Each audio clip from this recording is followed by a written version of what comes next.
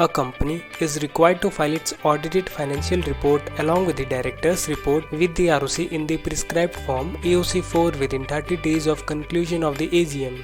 Following is the list of documents that need to be attached with AOC4 form while filing this same. Number 1. Balance sheet with notes. Number 2. Profit and loss account with notes. Number 3. Cash flow statement. Number 4. Statement of change in equity. Number 5. Auditor's report. Number 6. Director's report. Number 7. CSR report if applicable. Number 8. Statement of subsidiary in AOC1 if any. Certification of AOC4.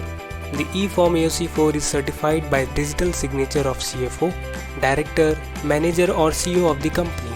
Further, the correctness of the form AOC4 is to be certified by a practicing CA, CS or CMA. Delay in filing AOC4.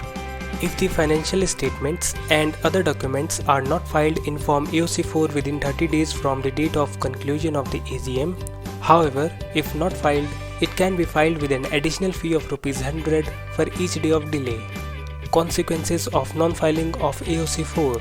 The filing of AOC4 is a mandatory legal requirement under the Companies Act 2013. In case a company fails to file its financial statement along with its attachments such as auditor's report and director's report, the defaulting company is liable for a penalty of ₹1,000 for each day of default subject to a maximum penalty of ₹10 lakhs. Liability of each director for non-filing of AOC4.